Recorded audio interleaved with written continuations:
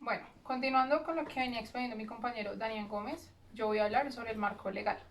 Entonces, como en primera medida, voy a hablar sobre la resolución 0330 del año 2017. Esta resolución reglamenta los requisitos técnicos que se deben cumplir en las etapas de diseño de construcción, en la etapa de puesta en marcha, en la etapa de operación, en la etapa de mantenimiento y finalmente en la etapa de la rehabilitación de la infraestructura relacionada con los servicios públicos de acueducto, de alcantarillado y de aseo.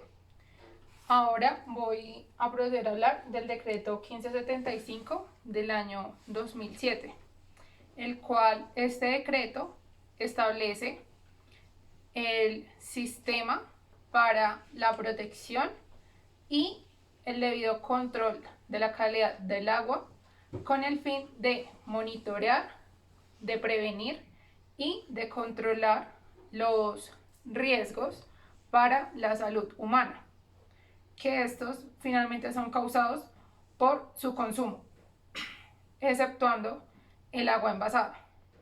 Este presente decreto define el agua cruda como el agua natural que no ha sido sometida a ningún proceso de tratamiento para su potabilización. También nos habla sobre el agua envasada, es el agua potable tratada, envasada y finalmente comercializada con destino al consumo humano. Esta se entiende como un producto de la industria alimentaria. Y el agua potable o el agua para el debido consumo humano. Esta agua es aquella que por cumplir las debidas características físicas, las características químicas y las características microbiológicas en las condiciones señaladas en el presente decreto y demás normas que la reglamentan. Es apta para el consumo humano. Esta se utiliza en bebida directa, en la preparación de alimentos o en la higiene personal. Ahora voy a hablar sobre la resolución número 2115 del año 2007.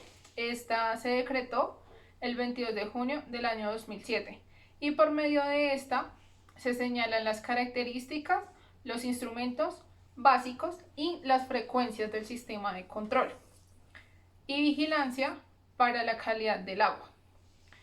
Esta que será finalmente para el consumo humano.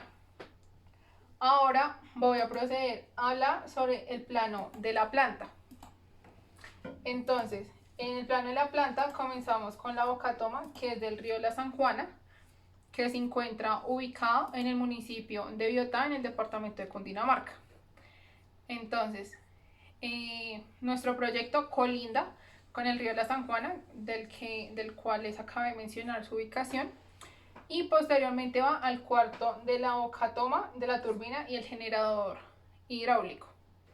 Aquí es donde se encuentra el dique artificial.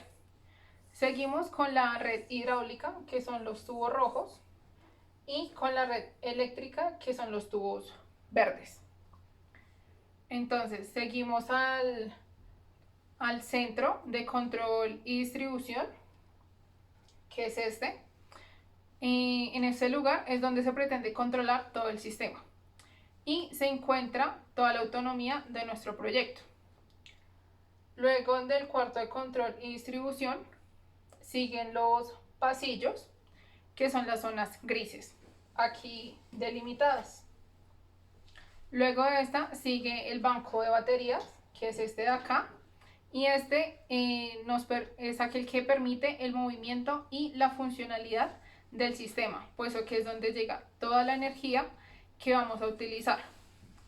Por ese motivo, este sistema lo denominamos como autosostenible. Continuamos también con la planta, que es esta de reborde de color naranja. Encima de ella cuenta con adecuaciones de paneles solares, que son estos de color azul. y debajo de los paneles se encuentra nuestra planta de tratamiento. Al lado de esta, en este lugar, se encuentra el almacenamiento externo, que es aquel que distribuye la potencia, y el cuarto de distribución hidráulica, que es este, el cual nos lleva la red pública, que es el agua que se distribuye finalmente a toda nuestra comunidad beneficiada con este proyecto. Después del plano de la planta, voy a continuar con el plano eléctrico.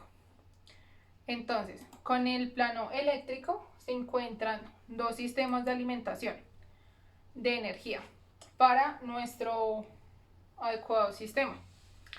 Están también los módulos fotovoltaicos, que son estos de acá. Y los módulos fotovoltaicos están encima del techo.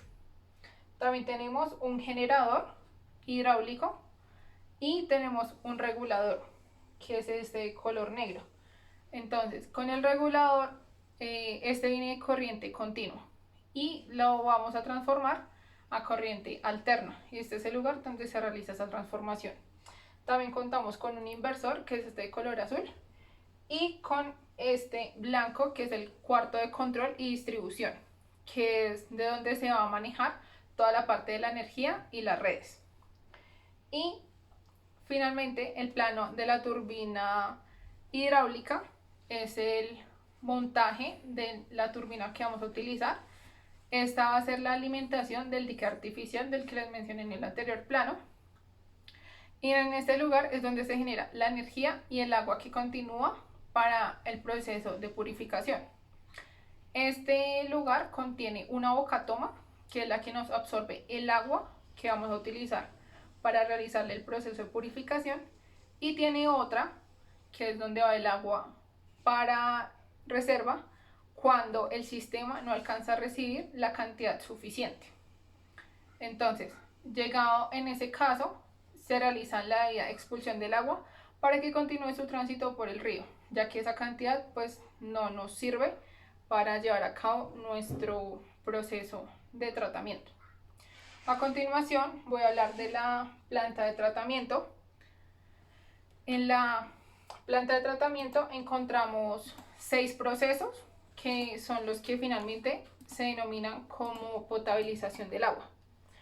En estos 6 procesos que se llevan a cabo en este lugar, encontramos el primero, que el agua proviene del río La San Juana, el cual se encuentra ubicado en el municipio de Biotá, departamento de Cundinamarca. Entonces, el primer proceso que realizamos es el de captación. En este proceso contamos con 2 rejillas de diferente calibre al interior del tanque. Aquí estas mallas nos sirven para retener sólidos que se pueden haber filtrado desde la bocatoma del río, los cuales pueden ser hojas, ramas, entre otros. Como segundo tenemos la escalera de oxidación, que también se encuentra al interior de uno de los tanques. En esta se le añade el cloro para acelerar el proceso. En este lugar es donde el flujo cambia de turbulento a laminar. En este proceso hace mucho más fácil la sedimentación en el sedimentador. Nuestro tercer proceso que se lleva a cabo es el sedimentador. Aquí se obtienen los sólidos sedimentados, que con ayuda de un agitador nos permite agilizar este proceso. En el cuarto proceso encontramos la floculación. En la floculación se disuelve el sulfato de aluminio. Se va añadiendo por partes. Y por medio de otro agitador, la gravedad nos ayuda a llevar los flóculos hacia abajo por medio de la aglomeración de estos mismos. En el quinto proceso encontramos los filtros. En estos filtros también contienen carbón activado. Estos permiten que las partículas grandes queden retenidas en la parte superior y el agua filtrada procede a bajar hacia nuestro tanque. De ahí, por medio de un tubo, procede al sexto paso, que es donde finalmente llega a nuestra planta de distribución, y es donde allí se lleva a cabo, se agrega el cloro. Esto para eliminar organismos patógenos que nos pueden contaminar el agua. Estos pueden ser bacterias, pueden ser hongos, entre otros. Como les decía, aquí es donde se les agrega el cloro para cumplir con este proceso. Y el agua continúa finalmente al tanque de almacenamiento, que es donde va a estar lista para ser distribuida y consumida por nuestra población objeto. Y finalmente les voy a hablar de la potabilización del agua. Entonces, como les decía, los procesos de potabilización del agua son tres. En el primero encontramos los físicos, que son la captación y la desarenación, que fueron los dos primeros que yo les mencioné. Continuamos con los químicos, que es la floculación o coagulación, la desarenación y la filtración. Aquí en esa parte de la filtración es donde utilizamos el carbón activado. Y tenemos de acción lenta, que son los filtros de presión, y acción rápida, que son los filtros de superficie libre. Y por último tenemos los bacteriológicos, que nos permiten la desinfección del agua. A continuación sigue mi compañero Jean-Pierre Mendoza.